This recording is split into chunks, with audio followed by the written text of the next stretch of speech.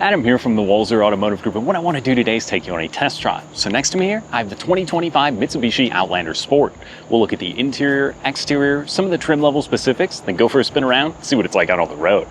Okay, so now we're behind the wheel of the 25 Mitsubishi Outlander Sport. Now I don't want to confuse it with the regular Outlander because that's kind of a different vehicle. This isn't just a trim level, this is a totally different machine. So there's a lot of different trim levels, so it can get a little bit confusing, but there's going to be 6 main ones. The one we have here today is the SE trim level. So it's kind of one of the higher mid-tier trim levels. So there's a few different engine options depending on which trim level you're looking at, and then just a few different things can also change inside. Now for 25, there wasn't any changes from the 2024 model, so we won't cover any of that stuff today, but it's a pretty cool little car, and the more I drive it around, the more I kind of like it. Now we've got our S, so the S is going to have the standard motor along with all other trims all the way up to the SEL. So that's going to be a 2-liter. It's going to give you about 148 horsepower. So while you're not breaking the speed limit probably too much in this vehicle, it's more than enough to get you going, get you out into traffic, and fuel economy is going to be pretty good as well. Now we have our S, ES, LE, SE, Trail Edition, SEL. So like I said, it's a little confusing, but we'll try and break down some of that stuff when we're on the road. So for now, let's put it in drive, we'll go for a spin around, touch on some of those features. Now, starting on the exterior of the vehicle, the Outlander Sport, obviously most of the sport ones like the Nissan Rogue Sport and some of the other models is just kind of a shrunk down version of their main car. So the Outlander, while it's a little more updated and stylish, this little Sport isn't a bad little machine. You know, you kind of come into it and you think, 148 horsepower, is it going to get me moving? Is it going to be enough? This one is the 4-wheel drive model. It's also getting 28 miles per gallon on the highway. So you're going to get decent mileage, and then when the weather turns on us here, as it usually seems to do in Minnesota, it's going to be a great little machine in the snow. Mitsubishi has a long history of building rally cars and pretty cool kind of 4-wheel drive machines, so I'd expect this thing to behave and be pretty good in the inclement weather. Now, what else is cool is the Trail Sport, so if you plan on doing a little bit of camping or off-roading, that one's just going to be a little bit more geared towards that. But I think this is a pretty cool little car. I love the design on the outside. I think that rear 3/4 of the vehicle does look really cool. And like I said, if you're just looking for a small compact car that gets great mileage and is pretty brainless to drive around, I think the Outlander Sport's a pretty good option. This one also will have different wheels, so depending on which trim level you're looking at, you can change the wheel design a little bit from the Trail to the kind of base model. And then really, like I said, that engine option, so there's the 2.4 liter, but that's only going to be in the SEL. So if you want the larger engine, you have to go up to the top tier trim level. But like I said, you can put your foot down and you're not really breaking the law, but it gets you up and moving into traffic. Like I said, I'd rather have the better fuel economy anyways, because it does dip a little bit from the 2-liter to the 2.4. Now let's touch on some of the cool features inside. So obviously we've always got our phones with us. I have mine plugged in today, and that's going to give me Apple CarPlay. So while it's not a wireless system in this particular trim level, plugging your phone in down here, there's a nice little storage cubby for it. You can keep it out of sight, out of the way. It just makes it really easy. Then that gives me Google Maps, text messaging, Spotify. It's all built right into this little infotainment screen. And so the base one's going to have a 7-inch screen. This one's going to have an 8-inch screen on all other trim levels. So it's kind of a nice little screen. You can see what's going on. Like I said, I can access my texts or any of my map stuff. And I've also got Siri built in. So if you're a Siri user, right on the steering wheel, you can press and hold the voice control button. That's going to pull up Siri on the little thing, gives you a little kind of audible notification. So that's pretty cool there as well.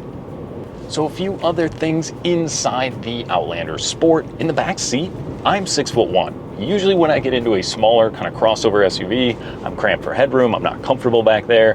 I actually had quite a bit of room. Not only did I have knee space, but I have a ton of headspace. Now this particular one also doesn't have a sunroof in here, so I think that might help a little bit more as well with just a little more headspace, but it's actually pretty good. And then in the trunk, again, you pop it open and it's pretty competitive with most of the other stuff in its class.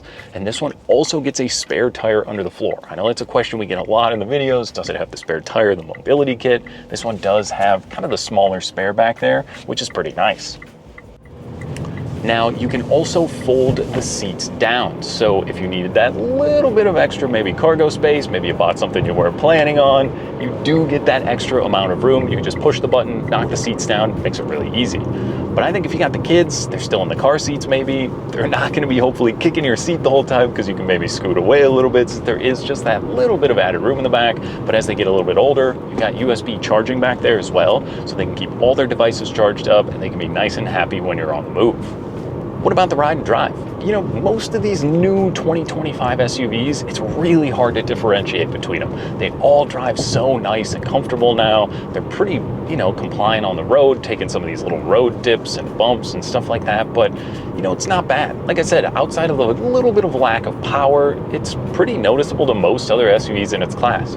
You do get a little bit of wind noise in here when you're out on the highway. I mean, we're going 55, but it's definitely bearable. And for the price of this vehicle, I think there's a lot to like here. Now, these are going to start around $27,000. If we're looking at the average new car price in the US right now, almost $50,000. That's crazy. This is almost half the price of an average new car, yet you're not getting half the equipment. You've still got the Apple CarPlay, you've still got four-wheel drive in this model, and this also has quite a bit of safety built in. We've got blind spot monitoring in the mirrors, it's got the emergency crash notifications. There's just a few little buttons down here you can click. If you don't want any of that stuff, you can turn it off, but it's just kind of here to, obviously, like if it's you and your family in the vehicle, to help keep you safe. Now, a couple other little things down just below our infotainment screen. We've got the auto kind of climate control down here, and then these are also heated seats. So that was one thing I really liked about this car, is the comfort of the seats. Like I said before, how Mitsubishi's always kind of had that rally history, so you get a little bit of a bolster on the seat, but it's not so aggressive that it's kind of squeezing me into place. And then with the heated seat, these are kind of a suede insert and then kind of a leatherette on the side. So in the summertime, you're not gonna burn your butt when you're hopping in because it's the suede in the middle, but then in the wintertime, it heats up right away because it's not leather. That cloth gets very warm and they are pretty comfortable. Now there's a little kind of pump on the side here, so you can sort of pump yourself up or down to get really comfortable in where you want to be. And I have no problem at all in these seats. I could definitely spend all day doing a little road trip in here. It says I got just a little under 300 miles I could cruise, so that's pretty nice. So like I said, this one is the four-wheel drive model. So there's a little button down here in the center just past our gear selector. And what that'll do is either do kind of an auto four-wheel drive, or you can lock it into the four-wheel drive. So maybe you've got an alley parking spot, trying to get out of your driveway, there's some kind of heavy snow. You can lock it into that four-wheel drive when you're going kind of slower, and it will kind of help you get the best possible bite and traction. So that's nice. And then if you don't want it, put it back into the two-wheel drive. And then again, that's going to help you get the best possible mileage. But just kind of cruising around today, it's a good little car. I think it's the perfect first car, if that makes sense too. If you have done a little bit of driving, maybe you've got an older vehicle, you want to hop into something, but you don't want to break the bank. You don't want to spend $50,000 for a car. This is going to give you a lot of equipment, technology, and some pretty good style on the outside. Plus, it's got an awesome warranty. It says a 5-year, 60,000 mile kind of bumper to bumper warranty, then a 10-year, 100,000 mile powertrain warranty. That means in 2035, you're still going to have a warranty on this vehicle. That's pretty crazy to think, or that 100,000 miles. So Mitsubishi does put a lot of confidence that these little 2 liters are going to be pretty reliable, and this little car is just going to stay on the road with some routine maintenance.